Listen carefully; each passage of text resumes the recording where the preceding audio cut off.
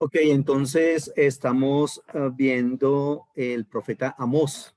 Iniciamos la clase pasada viendo algo de este personaje. Entonces hicimos un gran paneo de los contextos histórico, económico, religioso, correcto, social, y luego empezamos a hablar de cada uno de los profetas. Y entre esos estamos hablando de Amós y damos el significado del nombre, carga, uno que sostiene, uno que es sostenido, que nació en Tecoa, que era un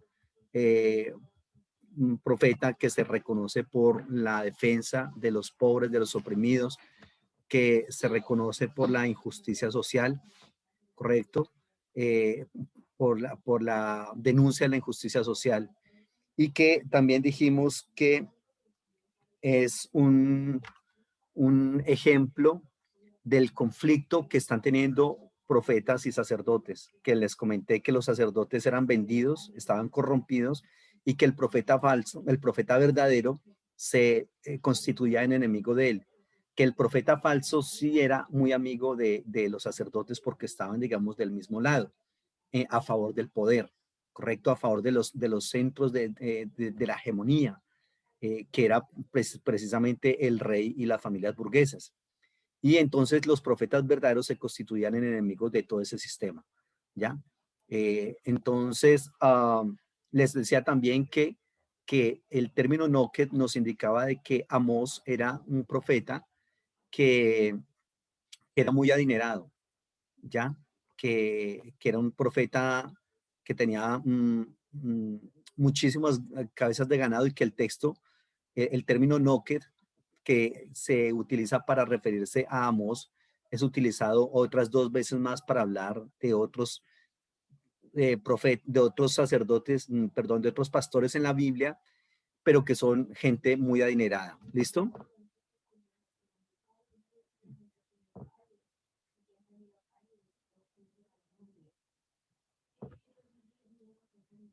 Muy bien.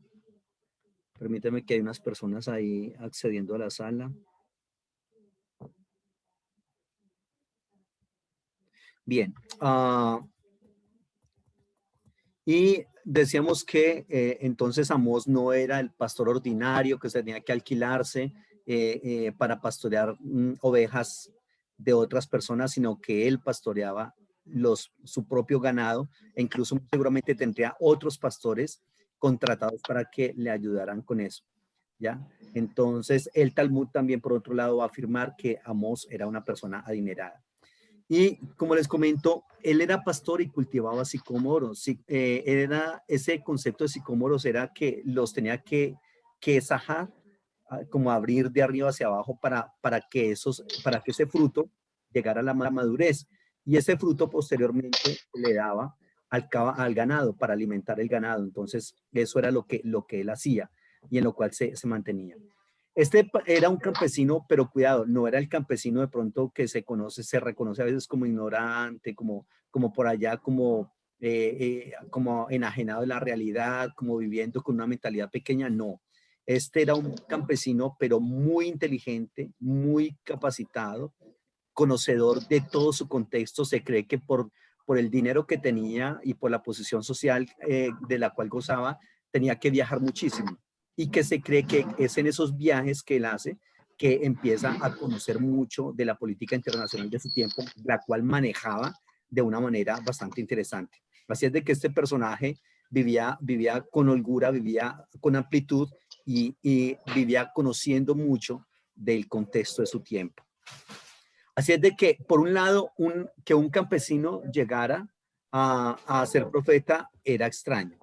Que una persona adinerada llegara a ser profeta era extraño también. Obviamente sí hubo profetas adinerados, ¿cierto? Este era uno. Otro que se puede decir que era un profeta adinerado era Isaías, también era muy adinerado, era de la realeza. Pero entonces era un poco complicado porque y esto es una medida, digamos, como del Señor, que, que, que sabe que necesita, digamos, como implementar eso porque los pocos profetas que hay se están profesionalizando. Y cuando se habla de profetas profesionales, se habla de profetas corruptos, funcionalizados. están dándole mensaje a la gente de acuerdo a lo que la gente les ha dado de paga, ¿correcto? Muy bien. Y el ministerio de él definitivamente fue un ministerio bastante respaldado por el Señor. Fue un ministerio exitoso, exitoso en el sentido de que él lo cumplió a cabalidad, pero el pueblo no hizo caso del mensaje que le daba el profeta, pero no solamente de él, sino de casi todos los profetas de la antigüedad. eh, digamos que no pudieron hacer que su mensaje fuese escuchado, pero no porque ellos hayan fracasado en comunicarlo, sino porque la gente ya está muy comprometida con otras religiones, con otros sistemas económicos y no querían hacerles caso, no querían convertirse de su camino, ¿correcto? Pero los profetas como tal hicieron una muy buena gestión en la manera en que comunicaron el mensaje de Dios al pueblo. Eso es como lo importante y desde esa perspectiva decimos, Amós es un profeta exitoso. Si vamos a ver qué tanto caló el mensaje de Amós en las demás profetas, tenemos que decir no. Infortunadamente no fue un profeta, digamos, que haya sido exitoso, pero por esa perspectiva que le estoy dando, ¿no? Entonces, les decía que el ministerio de él más o menos, algunos la van a fechar en la segunda mitad del siglo octavo, entre el 765 y el 750, otros van a dar una fecha mucho más tardía, por allá hasta el 740. Lo que sí es cierto es que Amós no quedó hasta cuando el imperio asirio invade el reino del norte, no porque en su escrito eso no se alcanza a ver, no se alcanza a percibir. O sea, se ve el anuncio del juicio, mas no se ve que el juicio ya haya llegado. Son dos cosas diferentes. Entonces aquí, al parecer, ese aspecto como que no se dio. Entonces, por lo tanto, el ministerio de Amós no alcanzó a llegar hasta el 722. Eso sí, no. Pero lo demás sí se tiene que tener en cuenta. Muy bien. Entonces, este profeta tiene una situación un poco complicada porque tiene que denunciar el pecado de Israel cuando todo parece que está bien. Y eso es grave. ¿Por qué? Porque cuando una persona o cuando una sociedad no reconoce que algo está mal, entonces, pues, ¿qué va a cambiar si todo está bien? Entonces, eso le pasaba a Israel en ese momento. Los profetas iban y les hablaban y ellos decían, no, aquí estamos todo bien, aquí no hay nada que cambiar. Esa postura era favorecida por los profetas falsos. En el siglo octavo hay una cosa que se llama la teología popular, se le ha denominado de esa manera. Y teología popular no porque perteneciera al pueblo, sino porque es una teología que se popularizó en el sentido de que todo el mundo creía eso. Que creían que todo estaba bien, que Dios estaba contento, que mire los lugares de adoración, cuánta gente viene, mire cuántos animales para el sacrificio. Estamos aquí en la tierra prometida y Dios no va a permitir que le pase nada a la tierra prometida. Estamos en Jerusalén y Dios no va a permitir que pase nada en Jerusalén ni en su templo. Estamos esperando el día del Señor porque el día del Señor viene para destruir a nuestros enemigos. Y todo eso eran falsas teologías que habían. Estos profetas verdaderos toman esas teologías y le dicen al pueblo, ustedes están equivocados. No es por ese lado. Cuidado, el Señor sí va a enviar su día de juicio, pero los primeros que van a llevar las consecuencias son ustedes, israelitas. Entonces, había una situación ahí un poco bastante complicada, porque reitero, el pueblo pensaba que no había absolutamente nada que cambiar, que todo estaba bien. Entonces, eso hace que sea mucho más complicado el momento del ministerio. Como les comento, Amós conocía muy bien la política internacional de su tiempo. Y eso lo vamos a estar viendo en esta clase y en la siguiente. Pero hay algo muy importante y es que, como les he venido diciendo, Amós era una persona adinerada. El Talmud dice que Amós era rico, pero Amós está en contra de la injusticia social. ¿Qué significa eso? Que sí se puede ser una persona adinerada y sí se puede ser una persona, digamos, que tenga empleados y ser honesto en cuanto a la justicia social, en cuanto al pago de sus empleados, en cuanto al pago de los honorarios. Eso es una gran enseñanza de Amós. Entonces, no podemos decir que absolutamente todo rico es perverso y que todo rico ha amasado su riqueza, digamos, a partir a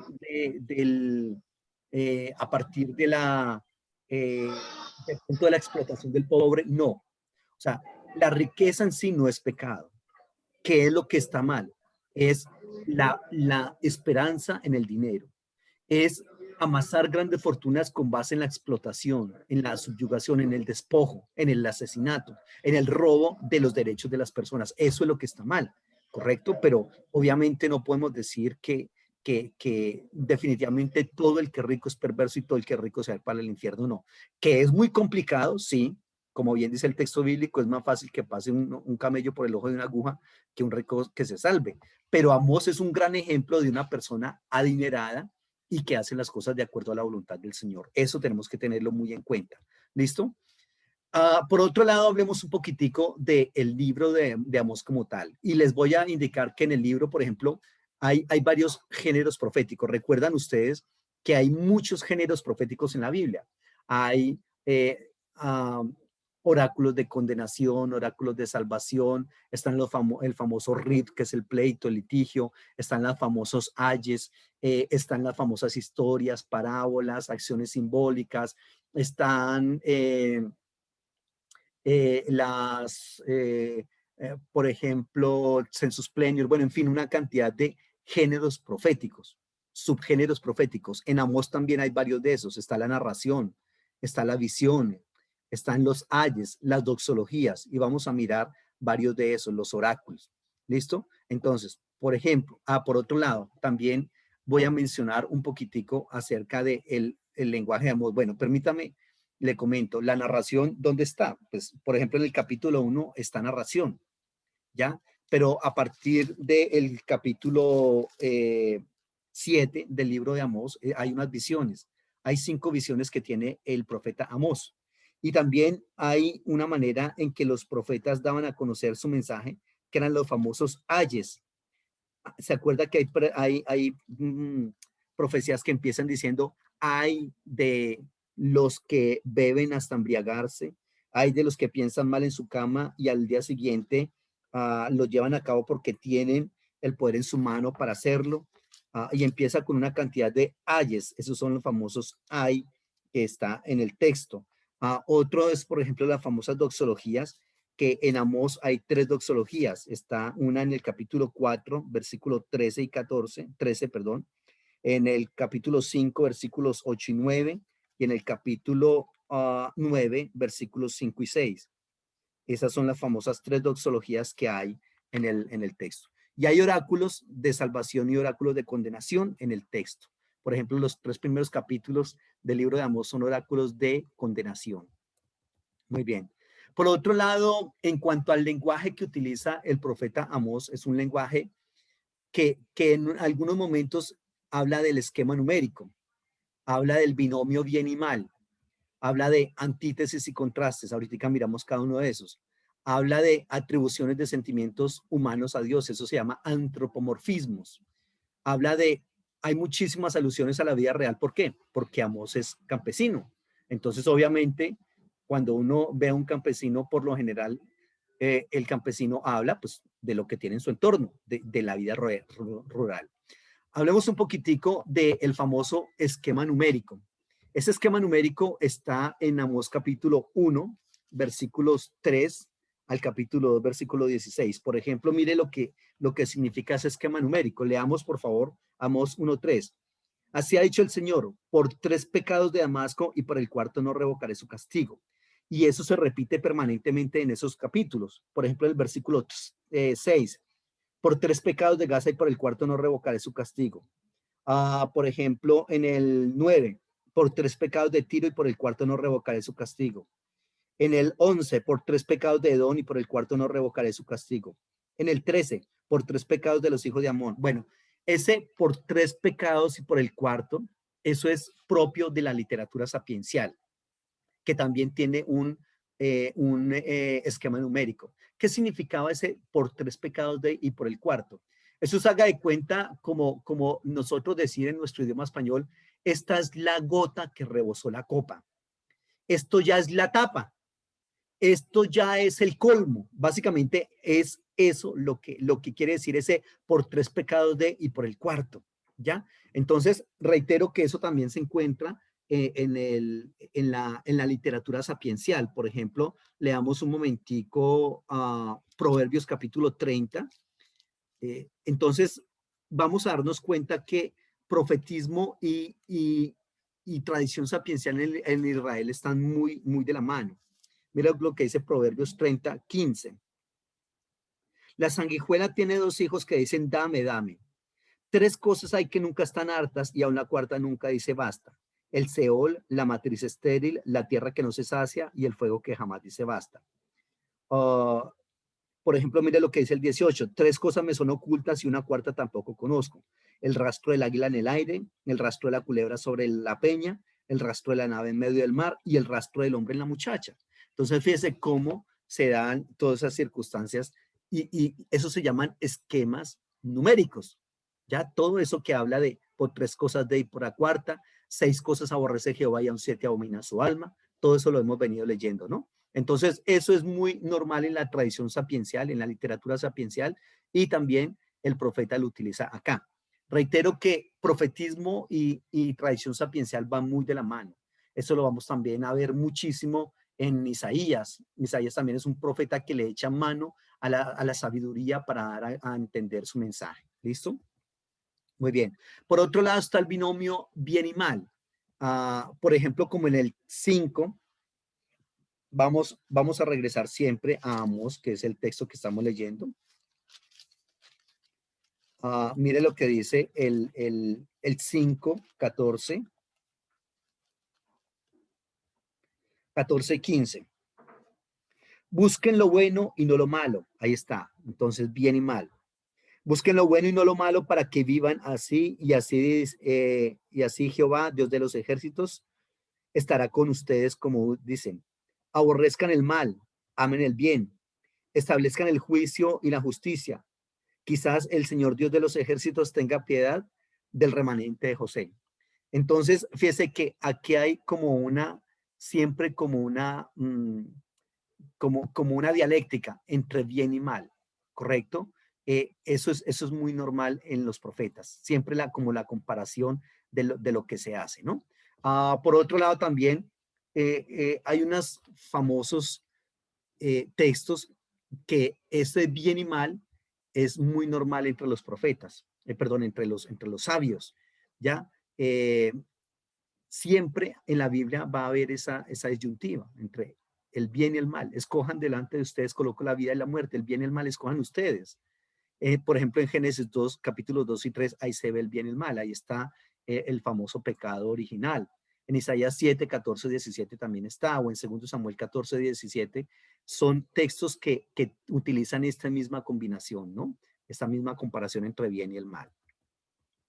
Por otro lado, también hay muchas antítesis, muchos contrastes. Por ejemplo, mire lo que dice en el Amós capítulo 5, versículo 11. Dice así. Por tanto, puesto que humillan al pobre y reciben de él carga de trigo, no habitarán las casas de piedra labradas que edificaron, ni beberán del vino de las hermosas viñas que plantaron.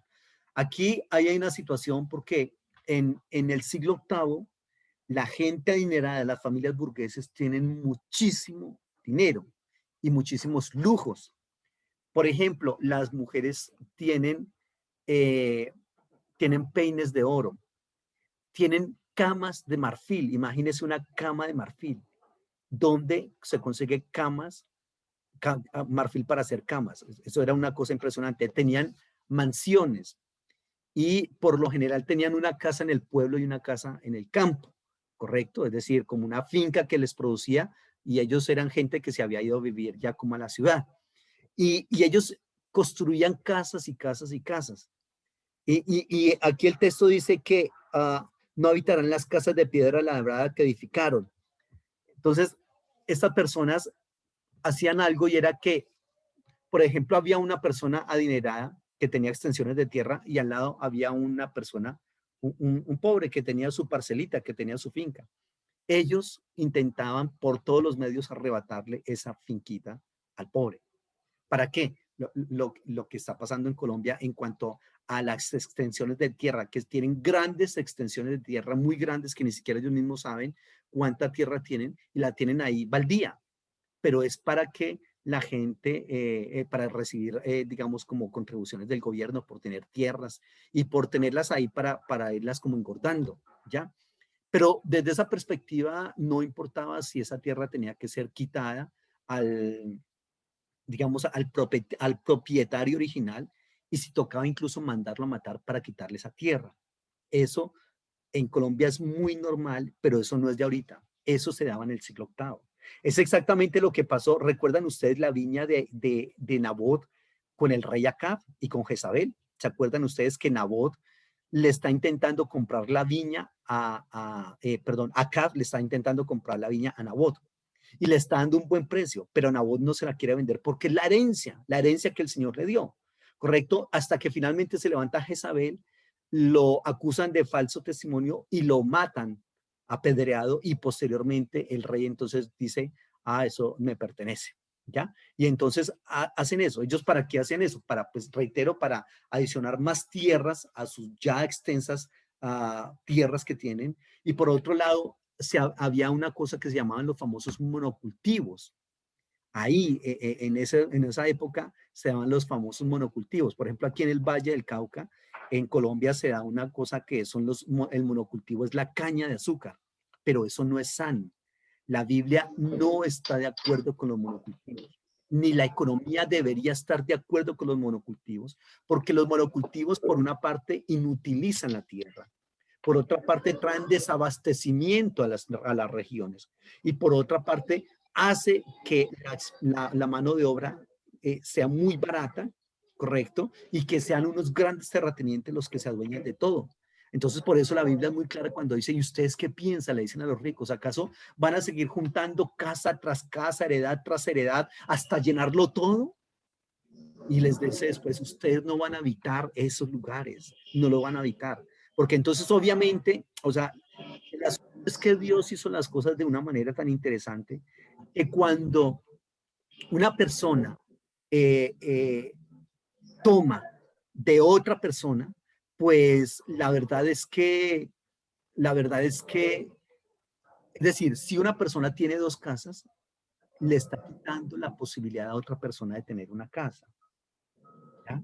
Si una persona tiene, digamos, tres televisores en casa, uno diría, uy, tres televisores, eso está bien, eso es prosperidad, pero realmente no es prosperidad, se le está quitando la posibilidad a otra persona de tener un televisor por lo menos.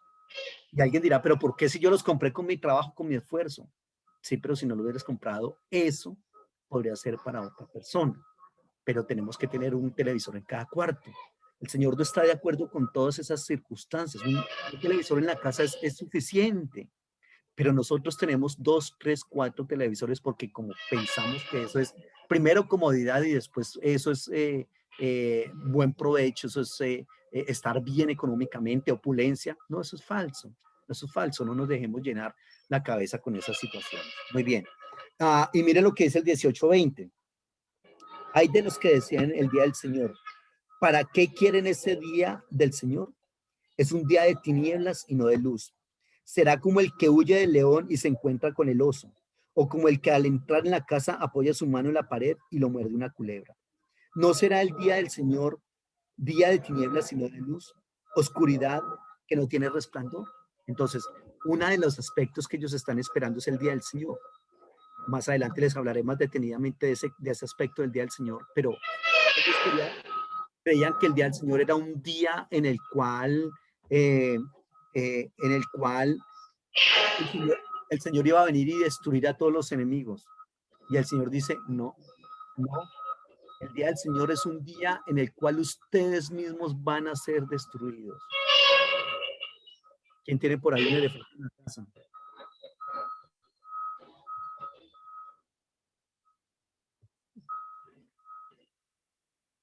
¿Hay alguien con un elefante en la casa? Por favor, apaga el micrófono, Maricel. Gracias. Muy bien, entonces eso es como el asunto ahí. Ah, en Amós capítulo 3, versículos 3 al 6, todo eso, reitero, pertenece a la tradición sapiencial, a la sabiduría popular. Amós 3, leamos un momentico del 3 al 6. Andarán dos juntos si no estuvieren de acuerdo. Rugirá el león en la selva sin haber presa. Rugirá el cachorro de león desde su guarida sin haber cazado nada. Caerá el ave a tierra en la trampa si no hay cebo. Saltarán la trampa del suelo si no han atrapado algo. Se tocará la trompeta en la ciudad y no se alborotará el pueblo. ¿Habrá algún mal en la ciudad que el Señor no haya enviado?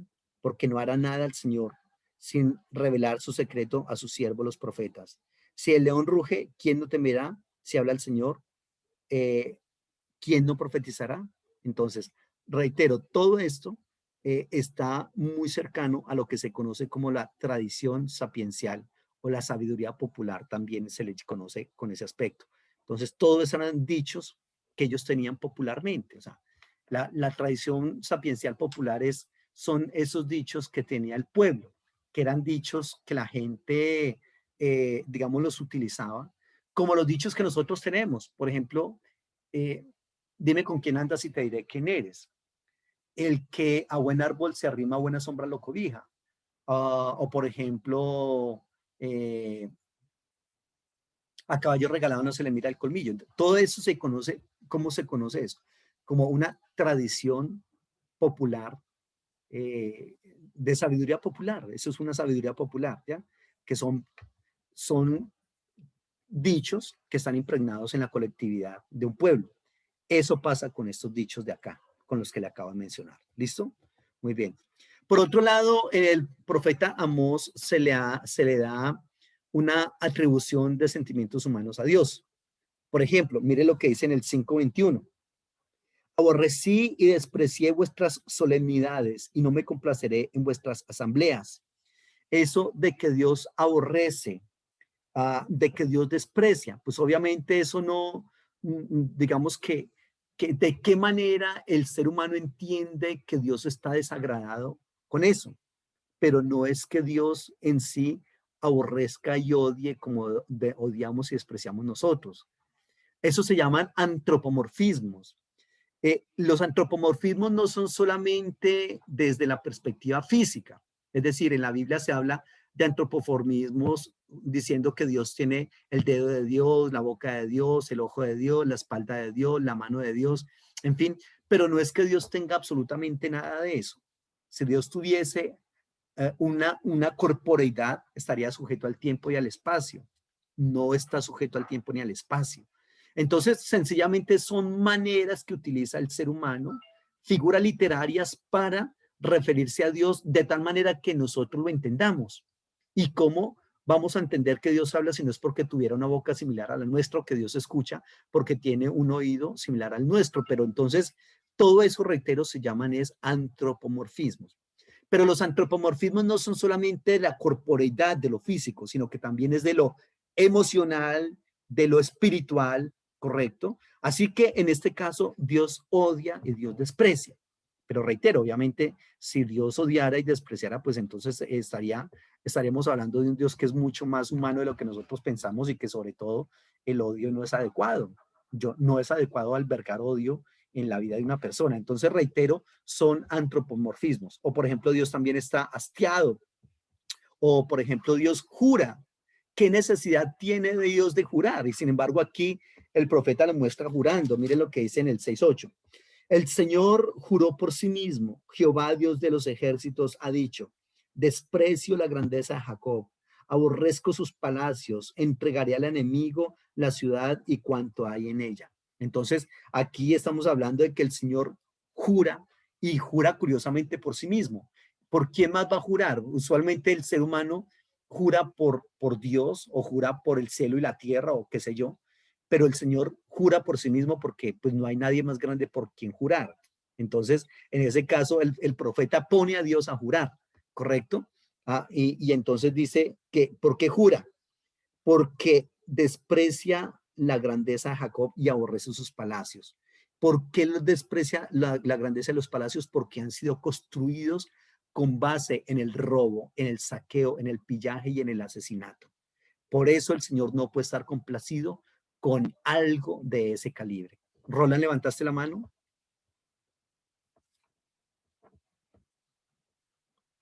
Sí, pastor.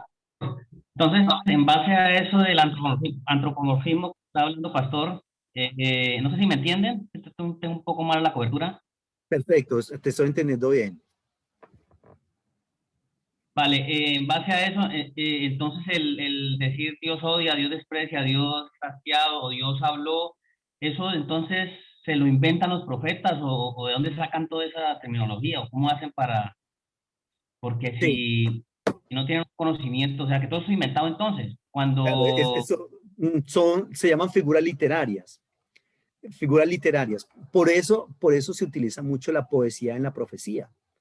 Esto literalmente sería una poesía, una poesía, porque la poesía es el único género literario que permite unos giros de lenguaje que ningún otro género literario permite, ni la narrativa, ni lo legal, mucho menos.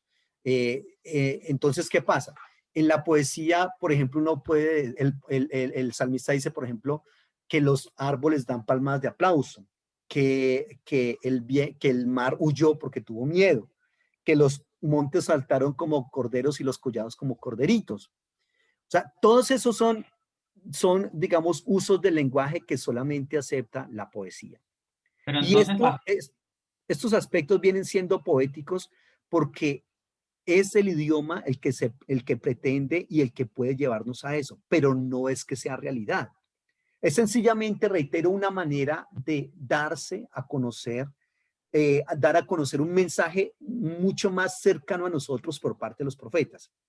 Genofonte dijo que si los caballos supieran pintar, pintarían a Dios como caballo. Los hombres pintamos a Dios como hombre para que nosotros podamos entender, ¿ya? Pero no es que Dios tenga esas circunstancias. No, no creo tampoco que Dios tenga una corporeidad, que la pueda tomar en un momento dado, claro, porque Él es omnipotente, pero que Dios, nosotros tenemos que dejar de pensar, por ejemplo, en un Dios que está allá en el cielo, en un trono y Él está sentado en un trono. No, porque entonces, ¿dónde queda ese aspecto de que Dios lo llena todo? Si hay algo que esté solamente en la persona, en una corporeidad, pues ya no se puede llenar todo. Yo estoy acá y luego no estoy no puedo estar en todo lado al tiempo. Entonces, para Dios también es así. Entonces, sí, eso en unas palabras, digamos, un poco crudas y escarnadas, sí, eso es un invento del ser humano. No es que Dios lo tenga. ¿Listo? claro, porque entonces ya sería entonces por lo menos darse una situación de que ellos jugaban con la fe del mismo pueblo y realmente los profetas tuvieron un contacto con Dios.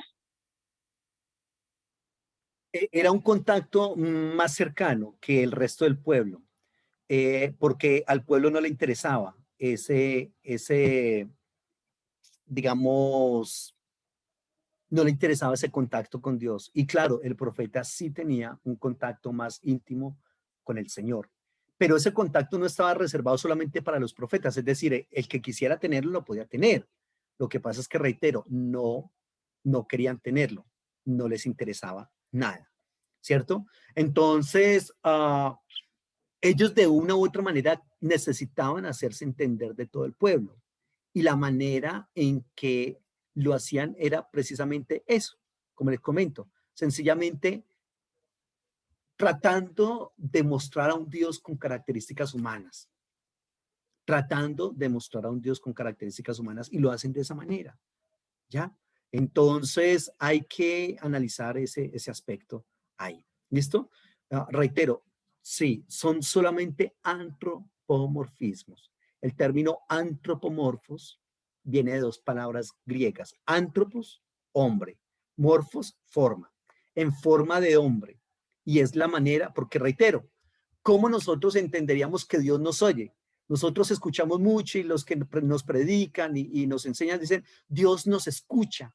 Eleva tu oración a Dios, que Dios te está escuchando. Pero perdón, ¿cómo sabríamos entonces o podríamos entender nosotros como seres humanos que Dios nos escucha si no es porque tiene un oído como este? Lo tiene y desde esa misma manera es que nosotros eh, podemos entender que Dios nos escucha. O, por ejemplo, cuando la Biblia dice que Dios que somos la niña de los ojos de Dios. Ojo, entonces, ¿cómo será ese ojo de Dios y de qué color será? ¿Será más bien como marroncito? No, debe ser más bien como azul o verde por aquello de la hegemonía europea, ¿no? Entonces tiene que ser algo más bien así. Recordemos, por ejemplo, que el Jesucristo de los cuadros, el Jesucristo que por lo general se alaba, que es un así como medio monito, de ojitos verdes, de cabellito más bien como rojizo, de barbita así un poquito ralita, etcétera. Recordemos que ese no es el genotipo de Jesucristo, que el genotipo de Jesucristo tiene un poco más tirando como latinoamericano, que es el genotipo del judío como tal, que no es blanco, que no es alto, es más bien moreno, barbado, sí, es más bien como pequeño, eh, unos 65, unos 70, ¿correcto? Y que ese Jesucristo que siempre aparece en los cuadros y al Jesucristo que se adora es un Jesucristo que era incluso un homosexual. Ese muchacho era un homosexual, que era el amante de Miguel Ángel, que lo quiso inmortalizar en una pintura y por eso lo pintó. Y eso después tuvo tanto éxito esa pintura que fue la imagen que se utilizó para representar a Jesucristo. Imagínense, si eso es solamente Jesucristo, entonces, ¿qué esperamos de Dios? ¿Ya? Del Cristo encarnado, pues del Dios encarnado según la teología cristiana. Entonces, eso se da de esa manera. Nosotros tenemos que aprender, y esto que les voy a decir no es tan sencillo, pero tenemos que ir hacia allá. Usualmente cuando la gente le cierra los ojos, piense en el Señor, medite en el Señor, qué complicado es para la gente desligarse de este concepto de Dios. Algunos lo ven cuando piensan en Dios al Jesucristo crucificado, ¿no? Entonces herido, vuelto todo un nazareno, con su corona de espinas. La gente, mucha gente, esa es la imagen que tienen de Dios. Otros tienen una imagen de Dios del divino niño. Entonces, cuando a muchos se les dice piensen en Dios, piensan en el divino niño, ¿cierto? Otros en el Señor caído de Monserrate. Otros piensan en un ancianito con una larga barba blanca, con un bastón y sentado en un trono reumático hasta más no poder, que casi no se puede ni mover, ¿cierto? Entonces, fíjese que mire esas imágenes que tenemos de Dios y siempre es un Dios necesitado, un Dios de mucha ayuda, de mucha necesidad. Si es un niño, porque pues como niño no se puede defender. Si es un crucificado, ¿cómo se va a defender? Si es el ancianito que necesita casi que los discípulos, venga, yo le ayudo a pararse, Dios. Nosotros tenemos que quitarnos esa idea de la mente, de que cuando digamos pensemos en Dios, pensar en una de esas figuras.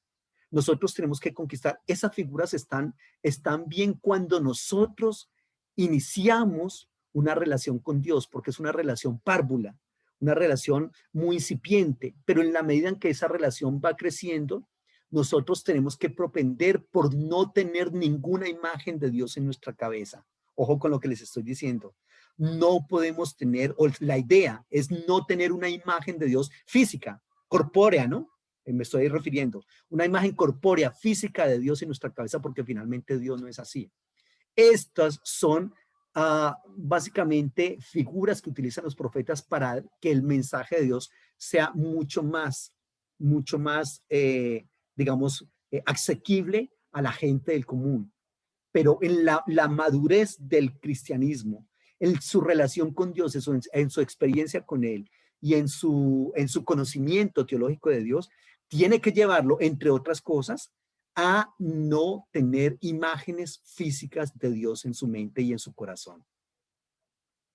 ¿Me hago entender de lo que yo le estoy diciendo? Eso no es tan sencillo, eso no es tan fácil, pero la idea sí es esa. Sí, me imagino que es Alexandra la que está levantando la mano.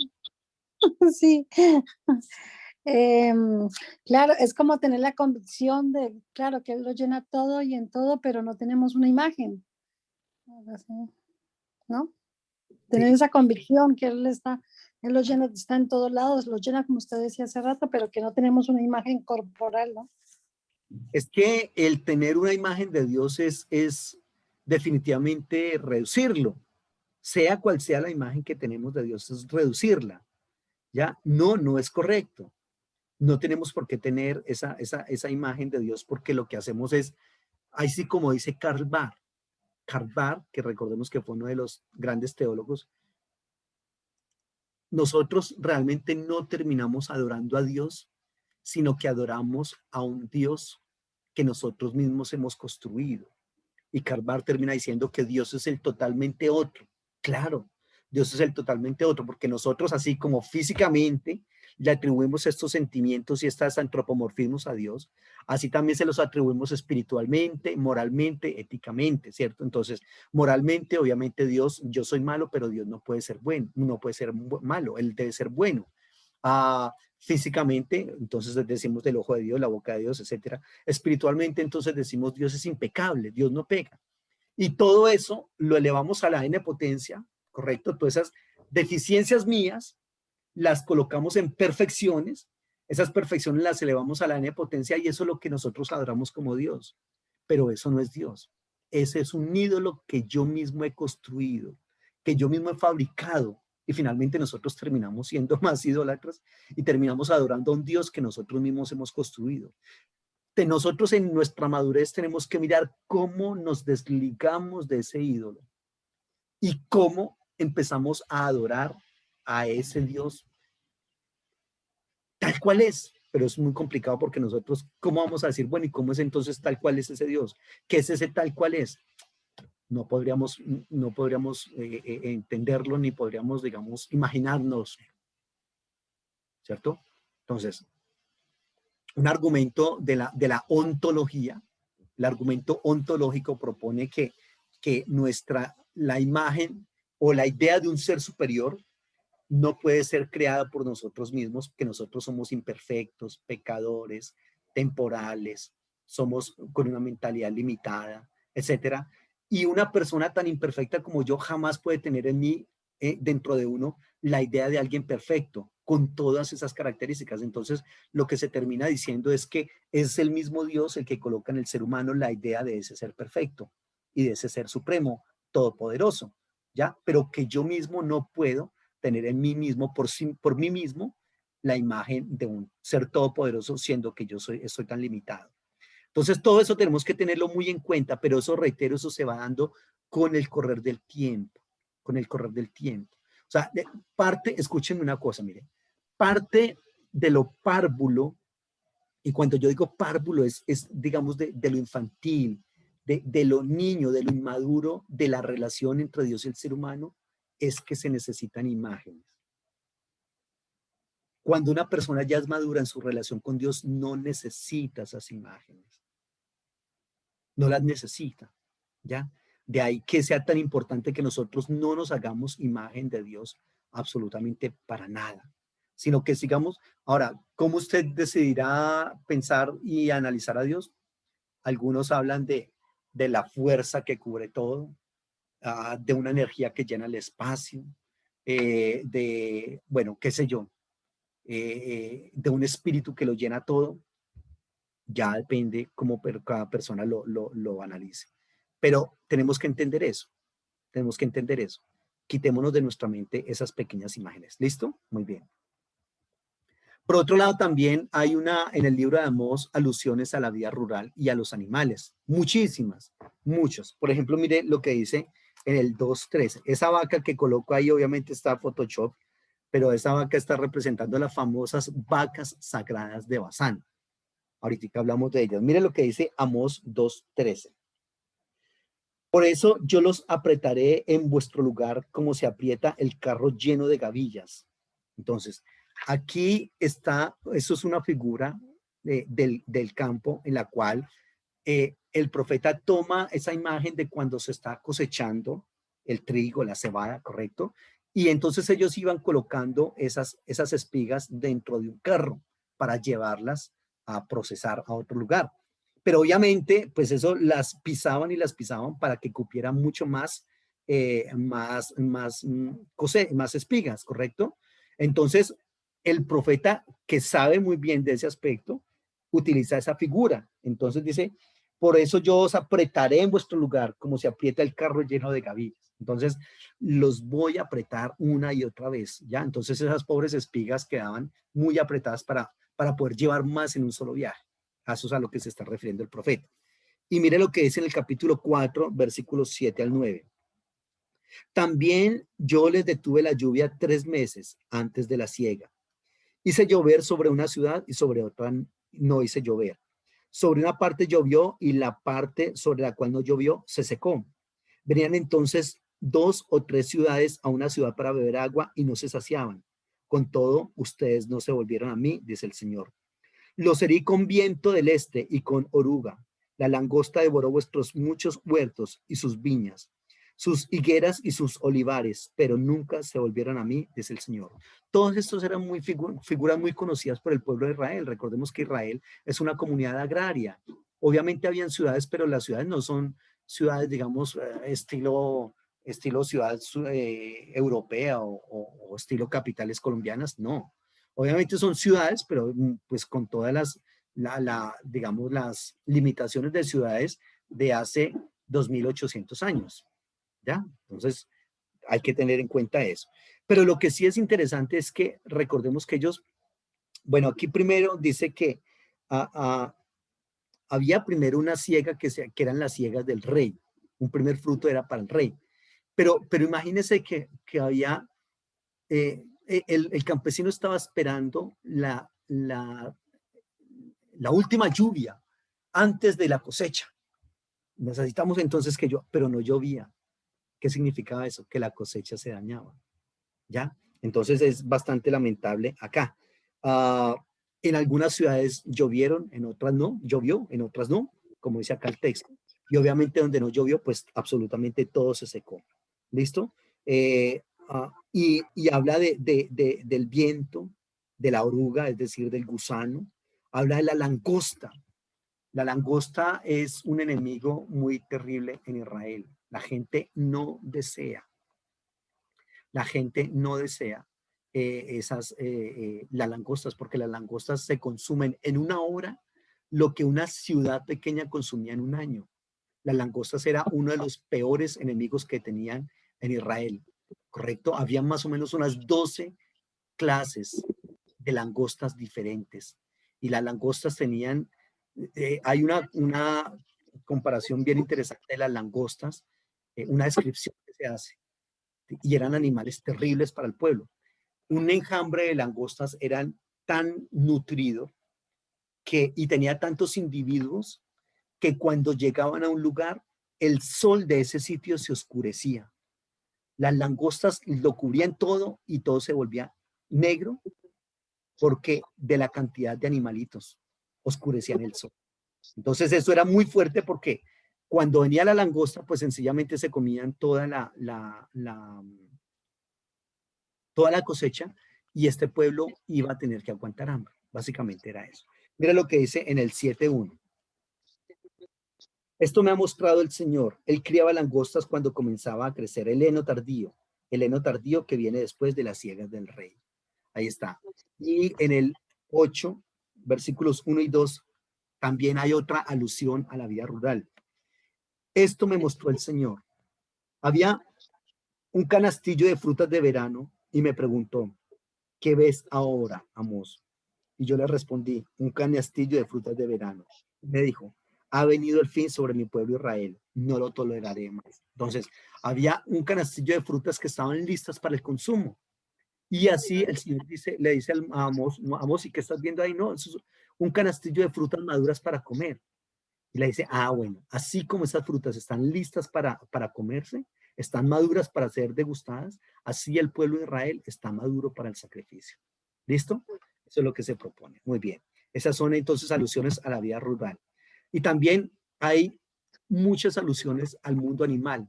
Son bastantes en el mundo animal.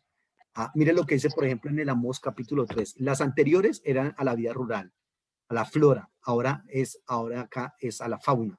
Mire lo que dice en el Amós 3, versículos 4 y 5. ¿Rugirá el león de la selva sin haber presa?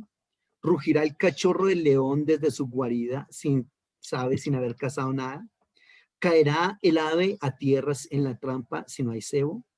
¿Saltará la trampa del suelo si no ha atrapado algo? Ahí está. Entonces son ejemplos sacados del mundo animal. muy cotidianos para ellos, muy normales para ellos. Mire lo que dice en el versículo 8 también. Si el león ruge, ¿quién no temerá? Si habla el Señor, ¿quién no profetizará? Mire lo que es el 12.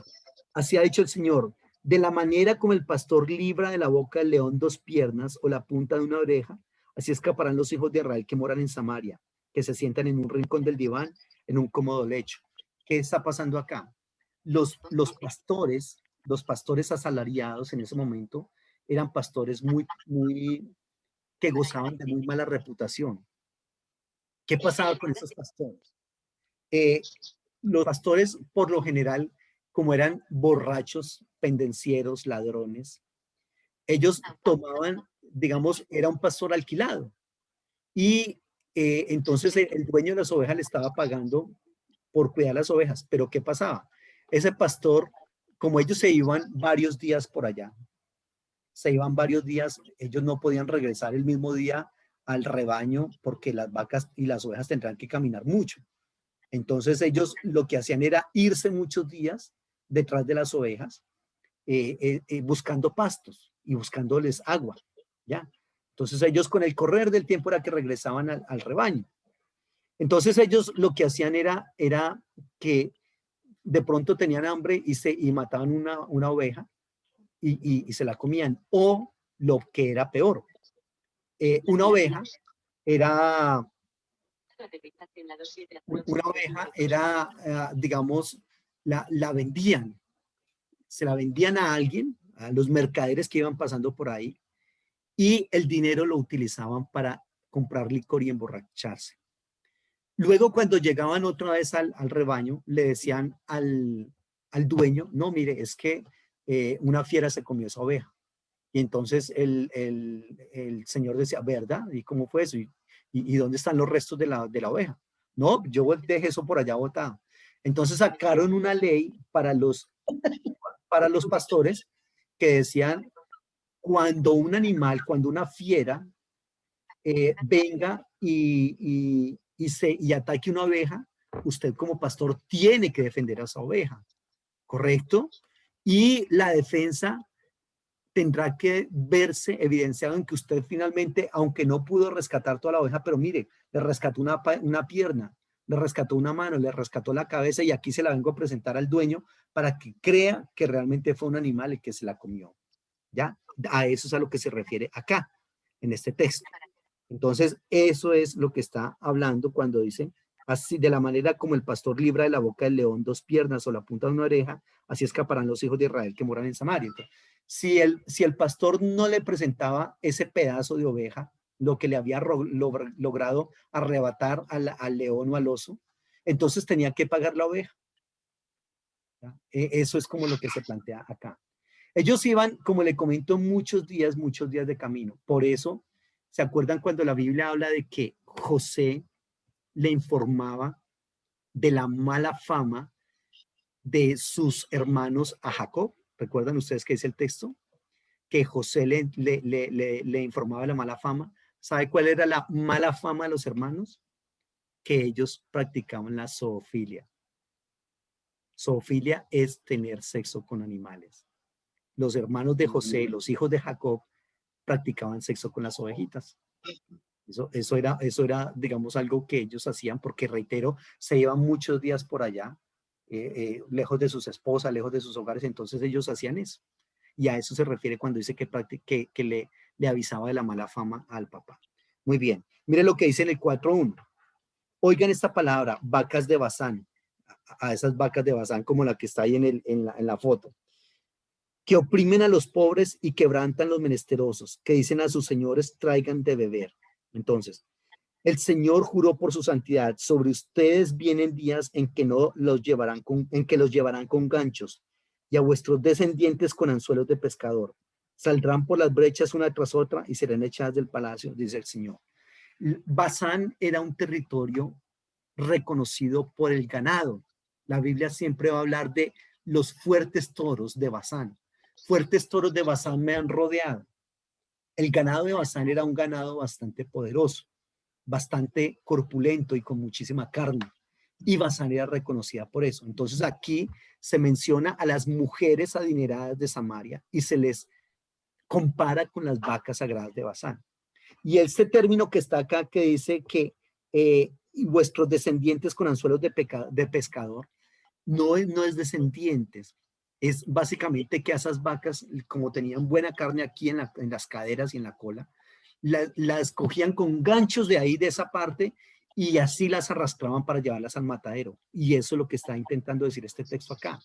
Igual que como hacen con esas vacas de allá, de Basán, que les colocan ganchos aquí en las caderas y en la cola, ustedes también les van a hacer lo mismo. Reitero, son tipologías, son comparaciones, son analogías que ellos están haciendo ahí, ¿no? Y también van a hacer lo mismo, ¿correcto? Eso es lo que está planteándose ahí.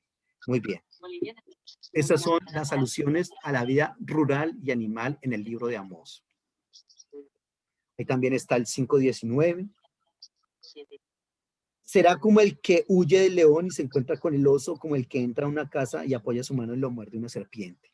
Y en el 6:12 también hay otra alusión a eso. Correrán los caballos por la peña, ararán en ella con bueyes. ¿Por qué habéis convertido ustedes el juicio en veneno y el fruto de justicia en ajenjo? Ahí está. Muy bien. Preguntas de esto que hemos visto hasta ahora. Recuerden que estamos viendo, ahora vimos un contexto general y ahora estamos viendo libro por libro. Y en este caso empezamos hablando del libro de Amós y les estoy comentando algunos aspectos particulares de Amós. Luego veremos el mensaje de Amós como tal. ¿Listo? Preguntas. Listo para el despegue en la 27. Torre Rocky, buenos días. Boliviana 2536 en la final de la 27. José Alfredo, por favor, cierra el micrófono. José Alfredo. Preguntas, muchachos.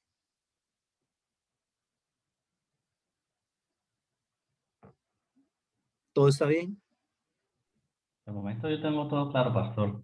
Muy bien. Hablemos un poquitico de la estructura del libro como tal. Todo esto es muy importante para entender el libro y para entender el mensaje del mismo, ¿listo? Del profeta. El libro de Amós tiene dos grandes divisiones. La primera división es las palabras de Amós, que eso está del capítulo 1 al capítulo 6.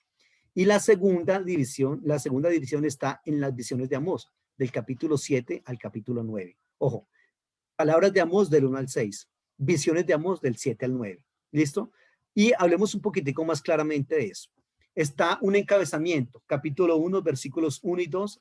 Ahí está la presentación del profeta, de dónde es, etcétera, etcétera. Y luego el capítulo 1, del versículo 3 al capítulo 2, 16, está un juicio de las naciones. Eso lo vamos a ver ahorita. Ese juicio de las naciones está todos los enemigos de Israel. Ahorita les muestro un mapa bien interesante de eso. ¿Listo? Y del capítulo 3 al capítulo 4 está el mensaje contra Israel. Entonces lo que hace Amós es primero dar un juicio contra todas las demás naciones enemigas de Israel. Cuando él tiene ya la atención del pueblo tomada, entonces ahora sí se centra en Israel. Este capítulo 1, 2 y 3 de Amós, que son un discurso, es uno de los discursos mejor organizados por un ser humano desde la retórica, desde la elocuencia. Es un discurso espectacular lo que hace Amós ahí, porque Amós lo que hace es hablar primero de todos los enemigos de Israel para llamar la atención de la gente de Israel. Cuando ya los tiene contentos porque todos sus enemigos van a ser destruidos y cuando ya les tiene, digamos, con la atención puesta en todo lo que Amós está diciendo, les dice, muchachos, pero para ustedes, si ese es el juicio para gente que no conocía de Dios, ahora cuánto más para ustedes que lo conocen. Y empieza a hablar tremendo juicio que viene para Israel. Es bastante interesante. El capítulo 4, bueno, entonces el mensaje de Israel está del capítulo 3 y el capítulo 4, versículo 12. Y luego pasa al capítulo 5 del 1 al 6. Pero en el capítulo 4, versículo 3 está la primera doxología. Ahora vemos eso. Luego en el 5, 7 y luego versículo 10 hasta el capítulo 6 están las famosas profecías de los ay. Ahora miramos eso. Y está la segunda doxología en el capítulo 5, versículos 8 y 9. Luego está la segunda parte del libro, que son las visiones de las langostas, capítulo 7, del 1 al 3, la visión del fuego, capítulo 7, versículos 4 y 6. Luego la visión de las plomadas del albañil. Y en el capítulo 7 está el famoso encuentro de Amós con Amasías, al que ya le he hecho algunas referencias en esta clase. ¿Listo? Luego está en el capítulo 8, del 1 al 3, las famosas frutas de verano de las que le mencioné ahorita hace un poquitico. Y el capítulo 8, del versículo 4 al 14, hay un juicio sobre Israel. Y en el capítulo 9 está una quinta visión, que es la visión del altar. Reitero, más adelante veremos eso. Y una tercera doxología, en el capítulo 9, versículos 5 y 6. Pero curiosamente, el libro de Amós termina con lo que se conoce como un juicio de restauración, un juicio de salvación, un oráculo de salvación, en el cual el Señor dice, los voy a castigar, pero después los voy a volver a levantar, los voy a restaurar, más adelante los restauraré. Eso es lo que se plantea. ¿Listo? Y así termina el libro con ese oráculo de salvación. Muy bien. Algunas enseñanzas prácticas de Amós son estas. Por ejemplo, en primer lugar, que Dios es soberano, que Dios tiene derecho a enjuiciar a todas las naciones del mundo. Ojo, cuidado con esto. Y esto es muy importante en la teología, no solamente de Amós, sino en la teología bíblica. En los capítulos 1 y 2 hay juicio contra naciones que no son Israel. ¿Cuáles naciones? Por ejemplo, versículo 3. Damasco. En el versículo 6, Gaza y la Pentápolis filistea. Gaza, Ascalón, Asdod, Ecrón, Filistea. En el versículo 9, Tiro. En el 13, Amón. Luego Moab. Todos esos son pueblos que están muy cercanos a Israel. ¿Y qué es lo interesante de este aspecto? Que el Señor se atribuye el derecho y la autoridad de hablarle a esas naciones como juicio. Pero cuidado, esto se llama universalismo. En la teología se llama universalismo. ¿Y a qué se refiere esto? Que muchas veces se cree que Dios no tiene nada que ver con las demás naciones, que Dios no se mete con las demás naciones, que Él solamente se mete con Israel y para de contar. Que Dios, antes de existir Israel y antes de hacerle el llamado a Abraham, como que Él no está activo en la historia, como que no se preocupa de nada de eso. Todo eso es falso. Dios sí ha estado comunicándose como en las demás naciones. Dios sí ha estado revelándose a esas demás naciones. Y aquí en el libro de Amós les va a pedir cuentas a ellas de lo que están haciendo mal. Y por lo que están haciendo mal, entonces van a ser condenadas a la destrucción. Pero cuidado, ¿cómo Dios se atribuiría ese derecho de hablar en contra de esas naciones y decirles lo que están haciendo está mal, si Él antes no les ha advertido ni les ha enseñado que está bien y que está mal, que es lo bueno y que es lo malo? Eso es como si un padre de familia va a golpear o va a castigar a un hijo porque es que lo que está haciendo está mal hecho. Y ese niño le dice, pero es que yo no sabía que estaba mal hecho, nunca me habías enseñado, nunca me habías dicho que eso estaba mal. Pasaría algo así. Si el Señor se atribuye el derecho de hablar en contra de esas naciones y condenarlas, es porque Él ya se ha revelado a esas naciones y les ha dicho, mire, lo que están haciendo es malo o está bien. De antemano se ha revelado a ellas y les ha dicho, vea, esto es lo bueno y esto es lo malo. Esto se puede hacer y esto no.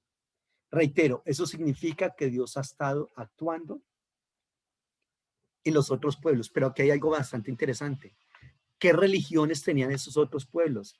Todos tenían religiones diferentes.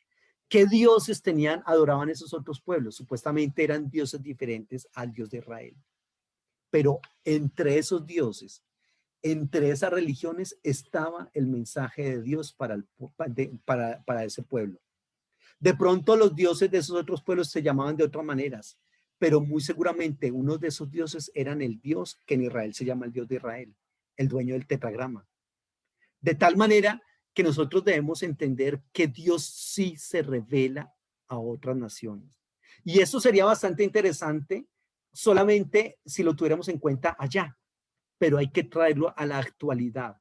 Y en la actualidad, esos textos de 1, 2 y 3 de Amós equivalen a que Dios sí se revela a otros pueblos, de que Dios sí se revela a otras culturas, que Dios sí se revela en otras religiones y que por lo tanto después puede decirle a una persona, aunque no sea Israel y aunque no sea Colombia, lo que hiciste está bien o está mal.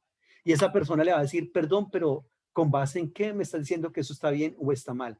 Con base en mi ley. ¿Y cuándo me diste tu ley? Te la di. Y por eso hoy puedo venir a pedirte cuentas. ¿Roland va a decir algo? Sí, pastor, o sea que se podría decir que, más o menos lo que entendí, ¿no? Que los dioses a los que veneraban las otras culturas, como con diferente nombre, podía ser el mismo Dios de Israel. Lo que puede pasar hoy día en la actualidad, ¿no? Con las diferentes religiones, con la musulmana, con la que pues el mismo Dios, pero con diferente nombre, ¿no? Es que eso es precisamente lo que se propone, lo que se quiere dar a entender, que, que Dios se ha estado revelando y que no necesariamente se revela con el mismo nombre, que no solamente se revela desde la misma religión y con las mismas creencias. Todas las religiones tienen en sí, digamos, como ciertos principios, el principio de la vida, ¿cierto? El del no robar, el del no matar, el de la fidelidad al Dios que ellos, fíjense que, es decir, el decálogo divino estaría vigente casi que en todas las religiones, por no decir que todas, porque siempre es malo generalizar, pero tenemos que decir eso, el decálogo divino está presente en todas las religiones. Esa es la ley del Señor, ¿correcto? Y por esa ley es que el Señor va a juzgar y a condenar o a salvar a los demás pueblos.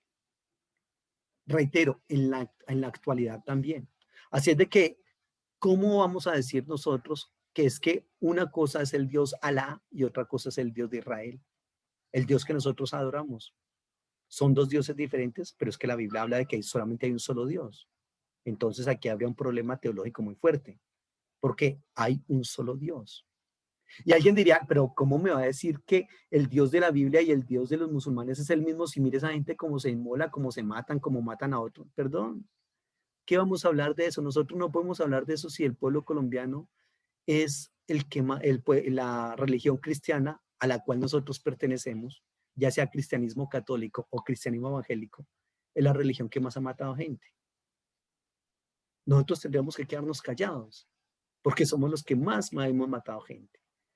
Y por otro lado, hay espiritualidades mucho más grandes y mucho más evidentes, como las espiritualidades, por ejemplo, hinduistas, budistas, son espiritualidades más fuertes, musulmanas. Esa gente es mucho más espiritual que uno. Entonces ahí son cosas que hay que tocar. Pero más adelante voy a ver, o no sé si alcancen esta clase ya, vamos a ver esas demás naciones, que es bien interesante. Roland. Una preguntita ahí de Carrerón, y entonces, ¿por qué el afán del cristianismo de convertir a las demás religiones, a traer a las demás religiones o creencias hacia el cristianismo? ¿Por qué Porque, ese afán? O sea, no comprendo si estamos... porque usualmente nos han enseñado. Y cuántos de ustedes, y yo también lo escuché durante muchísimo tiempo y lo creí durante muchísimo tiempo, que la única religión que tenía la verdad es el cristianismo. Por ejemplo, yo crecí, a mí me enseñaron eso desde pequeño. La única religión que tiene la verdad absoluta es el cristianismo. Los únicos que vamos a ser salvos son el cristianismo. Cuidado, pero no todo cristianismo, porque recordemos que el cristianismo tiene dos grandes divisiones, cristianismo católico y cristianismo evangélico, ¿cierto? Eso tenemos que tenerlo en cuenta. Hay gente que a veces dice, ay, tú eres cristiano, ay, qué bien. Se le pregunta a un católico, perdón, a un católico le dice a un cristiano, o es decir, a un evangélico, tú eres cristiano, qué bien, eso está mal dicho. Ambos somos cristianos, católicos y evangélicos, sino que hay cristianismo católico y cristianismo evangélico. Pero el cristianismo evangélico se subdivide a la vez en dos grandes divisiones, ¿no?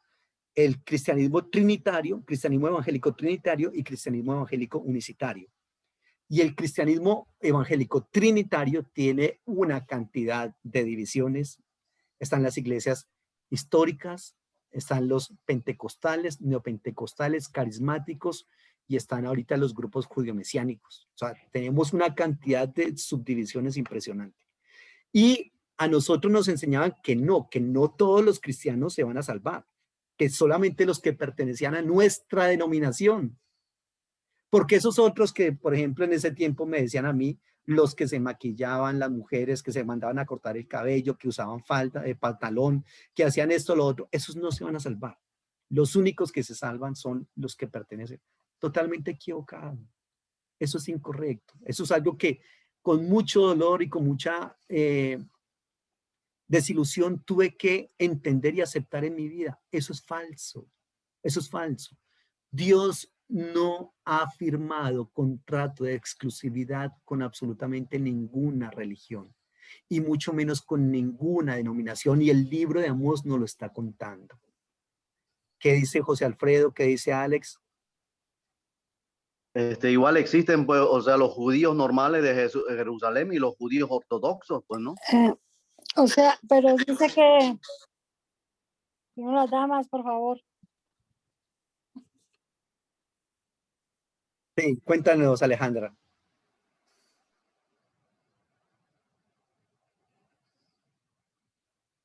Alex. Pero entonces, aunque no reconozcan a Jesucristo como Salvador, o sea, porque uno siempre tiene eso, ¿no? Que por eso, si las otras, por ejemplo, otras creencias, no, dice Jesús es la verdad y el camino y la vida y nadie va al Padre sino a través del Hijo. Entonces, a pesar de que no reconozcan a Jesús, o sea, hay una salvación, o sea, yo ahí me quedo un poquito perdida. En la interpretación bíblica hay un principio, y es el principio de los destinatarios. No todo lo que hay en un libro se puede aplicar para nosotros hoy, en un libro bíblico, en los libros, por ejemplo, los escritos de Pablo. Primero hay que saber para quién fueron dirigidos y qué de lo que está consignado en ese libro se tiene que quedar allá y qué puedo traer yo acá. Los principios generales, principios perennes, divinos, esos se pueden aplicar a cualquier persona, ya en cualquier parte del mundo, pero hay unos aspectos particulares que son solamente aplicables a los destinatarios de ese texto. Por ejemplo, cuando dice yo soy el camino, la verdad y la vida, nadie viene al Padre si no es por mí, es un texto aplicable única y exclusivamente a los destinatarios de allá. O en un pueblo, por ejemplo, como Colombia, que tiene la religión cristiana evangélica. Ahí solamente habría un aspecto de salvación. Pero, ¿qué pasa, por ejemplo, con esos grupos indígenas que están internados en las selvas? ¿Qué pasa con los que están en los desiertos, los que no conocen de Cristo? ¿Qué pasa con todos esos grupos, por ejemplo, del lejano oriente, que ellos no saben, que hasta ahora les está recién llegando el cristianismo? Entonces, la explicación que muchos dan es, no, lamentable por ellos, se condenan porque no hay sino un mediador o un nombre en el cual podemos ser salvos, que es Cristo. ¿Qué pasó con nuestros indígenas que vivieron antes de Cristo y que vivieron después de Cristo, pero que nunca entendieron de Cristo? ¿Qué pasó? Entonces, ¿todos ellos se condenaron? No, no podemos decir eso. Decimos entonces que las personas que tienen la posibilidad de escuchar el mensaje de Cristo, para esas personas habrá un camino de salvación. Pero el que no tiene la posibilidad de escuchar el mensaje de Cristo, obviamente para esas personas tendrá Dios otros medios de salvación. Reitero, esos indígenas que vivieron aquí en Latinoamérica, los que vivieron antes de Cristo, ¿qué pasó con los que vivieron antes de Cristo? Se condenaron. Ahí es cuando la Biblia dice que Abraham le creyó al Señor y le fue contado por justicia. O sea, Abraham se salva sin necesidad de Cristo. Claro, eso es entendible, pero por ejemplo, hoy en día, bueno, digo, bueno, yo ya encontré el camino a través de Jesús, entonces ya para qué le digo a otro, para qué le hablo de Cristo, ¿no? Entonces ya, yo ya encontré el camino, ya sí, como sin Jesús no hay, pues igual hay salvación, entonces yo ya no me preocupo. O sea, bueno, puede tomarlo de ese sentido, ¿no? Sí, está bien. Y en conclusión, para hacer un poco más clara este aspecto, ¿una persona puede salvarse en el Islam? La respuesta es sí, sí. O sea, nosotros no podemos decir, ni reitero, porque es que Dios, cuidado, recordemos que Jesucristo no es el fundador del cristianismo. Eso tenemos que tenerlo en cuenta. Que haya habido unas organizaciones que tomaron el nombre de Cristo para su religión, eso es una cosa diferente. Pero ni el cristianismo es Cristo, ni Cristo es el cristianismo. Así como ni el Buda es el budismo, ni el budismo es Buda. ¿Ya? Así como Mahoma no es el Islam, ni el Islam es Mahoma. O sea, tengamos en cuenta todos esos aspectos. Entonces, una última, una persona se puede salvar en el Islam, sí. Una persona se puede salvar estando en el hinduismo o en el budismo, sí. Sí. Una persona se puede perder estando en el cristianismo, sí. Porque lo que salva o lo condena o lo que condena no es el sistema religioso como tal. Ese sistema es sencillamente, ¿qué es la religión? La religión es un método, un camino que nos lleva a, ¿quién es ese a? A Dios. Eso es lo que pretende la religión. Entonces, lo que pretenden todas las religiones es llevarnos a Dios. Unos van por este lado, otros van por este lado, otros van por ese lado. Yo entiendo que para ir a Europa hay aviones que van de acá a España, ¿cierto? Pero hay otros aviones que llegan a Roma, si no estoy equivocado, ¿cierto? Por ejemplo, cuando estuve en Israel, hay a veces, o cuando estuve en Estados Unidos, unos compañeros con los que fui llegaron a Miami, directamente Bogotá-Miami. Yo llegué Bogotá, Panamá, y de Panamá llegué a Estados Unidos, a Nueva Orleans. Pero todos llegamos allá, los que se fueron Bogotá-Miami, luego Miami-Nueva Orleans. Entonces, hay varios caminos para llegar, ¿ya? Entonces, eso pasa con las religiones. Las religiones son un método, un camino, nada más, pero ninguna, absolutamente ninguna, tiene contrato de exclusividad con la divinidad de que nosotros somos los únicos. ¿Por qué se intenta plantear que hay religiones únicas? Sí, cuéntame. Sí, pero por ejemplo, claro, ninguna religión, pero por ejemplo en el caso mío yo digo, bueno, Jesucristo es el que ha ido transformando mi vida, ¿no? Sí. Porque bueno, o sea, hablo de mi parte y yo creo que, bueno, algunos que están ahí, no sé, o sea, eso es lo que yo puedo vivir y lo que puedo testificar que si sin Jesucristo, o sea, no hubiera podido como encontrar ese camino, ¿no? O sea que, Claro. bueno, como se dice que el único que puede transformar la vida de un ser humano es Jesucristo. O sea, pues hemos aprendido. Hablemoslo desde esta perspectiva. Desde la teología cristiana, Jesucristo es Dios. ¿Sí? ¿No? Eso se cree, ¿cierto? Jesucristo es Dios. Eso está claro. No hablemos entonces del ser Jesucristo. Hablemos de Dios. Cambiemos un poquitico lo que dijiste. Tú hablas ahora de que Jesucristo es el único que ha podido cambiar mi vida. Pero si Jesucristo es Dios, entonces cambiémoslo de esta manera, para hacerlo más universal. El único que puede cambiar la vida del ser humano es Dios. Es exactamente lo que acabas de decir, ¿cierto? Muy bien. El único que ha cambiado mi vida es Dios. Claro, yo también tengo que decir eso. Pero eso también lo puede decir un musulmán. El único que ha cambiado mi vida es ese encuentro que yo tuve con Dios. Pero para él Dios se llama Alá. Y para el otro, el Dios se llama, por ejemplo, Mazda. ¿Ya? Pero es el ser supremo. Para nuestros indígenas aquí en la América Latina, el Dios era el sol. Pero ¿qué era el encuentro? Realmente era con el sol. ¿Por qué los indígenas utilizaban el sol? El que de pronto no conoce mucho de cómo actuaban los indígenas decía, pero es que esos indígenas, ¿cómo se van a salvar si eran idólatras, adoraban el sol? No, a ver, un momentico. Lo que pasa es que ellos están en una época precientífica y lo que conocen es su entorno. Entonces, cuando ellos salen, todo lo que ven es naturaleza y lo más grande que ven es el sol. Entonces ellos dicen, ese es Dios. Las oraciones que le elevan al sol, Dios las toma como para él. Porque ellos en sí están adorando es al ser supremo. ¿Me explico? Es la concepción que se tiene de Dios por toda la idiosincrasia que se tiene. Entonces, desde esa perspectiva, claro, todo ser humano tiene que decir, desde esa perspectiva, todo ser humano que propenda por el bien, por la búsqueda de, yo siempre hablo de los principios divinos. por la búsqueda de los principios divinos. Ese ser humano tiene una relación con Dios. Todo ser humano es espiritual por naturaleza. Ojo, todo ser humano es espiritual por naturaleza. ¿Ya?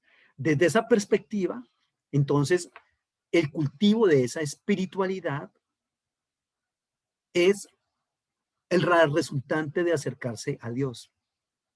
¿Cuál Dios? Para todos, reitero, será diferente. Mire que incluso nosotros mismos, que todos decimos estar en el cristianismo, pero para todos nosotros Dios es diferente. Por ejemplo, la persona de entre nosotros que tenga de pronto una enfermedad, ¿a qué clase de Dios le echará mano? Al Dios sanador, Dios Rafa. Por ejemplo, si es una persona que está en cuanto a economía muy mal, entonces necesita es al Dios proveedor, al Dios Jireh. Y ese es el énfasis de ese Dios. La mujer que ve que su hogar se está destruyendo, entonces necesita ese Dios consejero, etcétera, etcétera. Y todos tenemos un Dios, digamos, con un énfasis diferente, que es el énfasis que nosotros venimos a resaltar en Dios de acuerdo a lo que necesitamos de Dios. Eso es natural en el ser humano. Entonces, sencillamente todos nosotros, aunque decimos un mismo Dios, el énfasis del Dios de nosotros es diferente. Entonces, nosotros no estamos muy lejos de eso. No estamos muy lejos de eso. Era lo que pasaba con ellos. Entonces, Dios no tiene contrato de exclusividad con absolutamente ninguna religión. Cristo no fundó el cristianismo. Y estar afiliado a X o Y religión no es garante de buscar la salvación o de lograr la salvación del ser humano. Y claro, también decías ahora, Alfredo, creo que hablabas de los judíos ortodoxos y los judíos que son un poco más progresistas y liberales. Entonces, esos también tienen sus grandes divisiones. El Islam también tiene sus grandes divisiones, así como el cristianismo tiene cristianismo católico y cristianismo evangélico. El Islam tiene divisiones entre ellos que son mucho más agudas, mucho más amplias que el cristianismo católico y el cristianismo evangélico. El Islam también las tiene. Y en todas las religiones entonces tenemos esas dimensiones, ¿ya? ¿Por qué entonces se plantea de que es en nuestra religión? Porque todo lo que buscamos es fortalecer el grupo al cual pertenecemos. Por eso, curiosamente, la evangelización de muchas personas se termina constituyendo en no tanto evangelización, sino proselitismo. Te hablo, pero necesito que termines yendo a la iglesia donde yo estoy. Lo correcto es, y creo que ya alguna ocasión les había dicho, lo correcto es que cuando yo le voy a hablar a una persona del Señor, le hable es de que exploremos juntos la espiritualidad. No tanto la práctica de una religión y mucho menos de una denominación dogmática, sino la espiritualidad. ¿Ya? Ahora, si esa persona de pronto dice, me interesa esa manera que tienes de ver a Dios, ¿dónde asistes? ¿Dónde vas? Bueno, camine, ya es diferente. Pero yo inicialmente lo que hago es llevar a la gente a que explore su espiritualidad. Porque reitero, una cosa es espiritualidad y otra cosa es religiosidad. El ser humano es un ser espiritual por naturaleza. Y para expresar su espiritualidad, el ser humano se crea una cosa, un medio, un camino que se llama religión. Pero la religión terminó siendo el todo, el objetivo central. No, la religión no es el objetivo central. La religión es solamente un camino que me lleva a expresar una porción de mi espiritualidad, que es la espiritualidad litúrgica. Pero hay otras espiritualidades, la espiritualidad social, ¿correcto? La espiritualidad legal, son otras espiritualidades. La religión me lleva a experimentar o a expresar mi espiritualidad litúrgica, la adoración, los actos litúrgicos, el texto sagrado y cosas de esas, ¿ya? ¿Me hago entender en lo que yo les estoy diciendo? Pero son cosas muy diferentes. Complejas. ¿Y entonces cuál es nuestra misión, pastor? Nuestra misión es hacer personas más espirituales. Mi misión con ustedes delante del Señor y mi responsabilidad es hacer de ustedes personas más espirituales. Ojo, personas más espirituales, no religiosas, ¿ya? Personas más espirituales. Es decir, yo quiero llevarlos a ustedes a que exploren su espiritualidad de una manera más genuina, de que entendamos que la espiritualidad no es eso que nos han enseñado, espiritualidad 2 puntos, domingo en la mañana de 10 a 12. No, que la espiritualidad tiene que estar presente en absolutamente todas las áreas de mi vida, todas las 24 horas de mi vida y en todo lo que yo hago. Tiene que estar presente la espiritualidad. Por eso es que hacemos una disyuntiva, una división entre vida secular y vida religiosa. Y por eso terminamos siendo unos domingo en la mañana y otros el resto de la semana. No es correcto. Por eso se nos dice muchísimo, ¿tú trabajas de tiempo completo en la obra del Señor? No, yo trabajo medio tiempo y medio tiempo soy secular. Equivocado, equivocado. La espiritualidad me lleva a mí a que si yo hago un trabajo de ornamentación, de mecánica, de albañilería o de ingeniería o de contaduría o de derecho, que todo eso lo que yo hago allá es para adorar a Dios las 24 horas del día. Que yo debo adorar a Dios desde mi taller de mecánica, desde mi trabajo de albañilería o desde mi oficina como ingeniero o como arquitecto. ¿Sí me hago entender? Entonces nuestra misión es esa, ser cada vez menos religiosos, incluso más espirituales. De ahí que la gran propuesta de nosotros es, ¿qué es espiritualidad entonces? ¿Qué es espiritualidad? Creo que el miércoles voy a hablar un poquitico sobre espiritualidad en una emisora que me hacen unas entrevistas semanales. ¿Qué es espiritualidad? E intentar lidiar con ese aspecto. ¿Sí me hago entender? Amén, sí, pastor. Entonces, esa es una enseñanza tremenda, muy válida de Amós para nosotros. Es una gran enseñanza. Y estos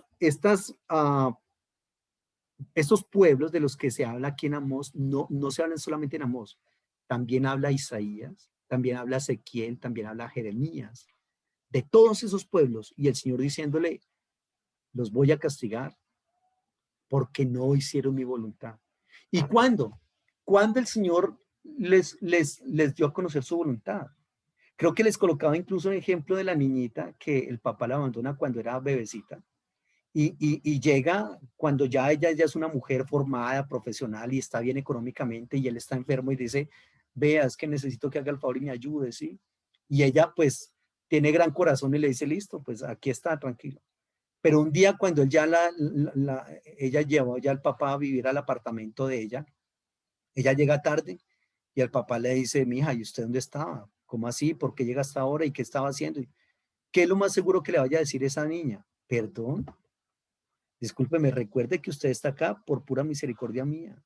Pero usted, ¿cómo me va a pedir a mí cuentas ahorita si usted se fue y me abandonó? ¿Dónde estaba usted cuando yo empecé a dar mis primeros pasos? Cuando yo empecé a leer, cuando me vino la primera menstruación y que yo necesité de usted. ¿Dónde estaba cuando me gustó el primer muchacho y yo no tuve a nadie que contarle eso? Y ahora usted me viene a decir que está bien y que está mal.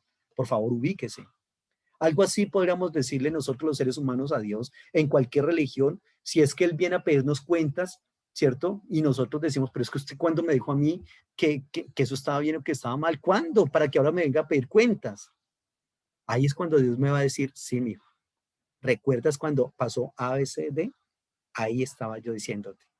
¿Recuerdas en eso que llamamos nosotros la conciencia?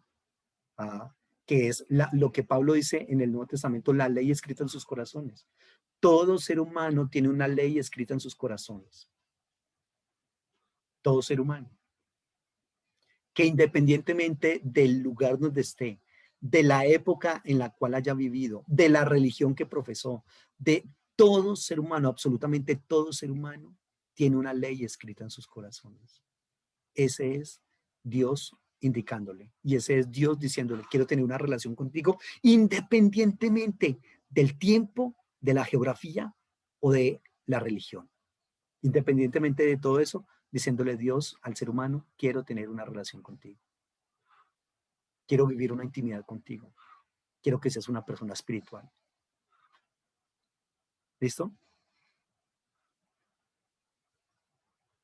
Este tema es bastante interesante con el libro de Amós. ¿Alex levantó la mano o era la pregunta?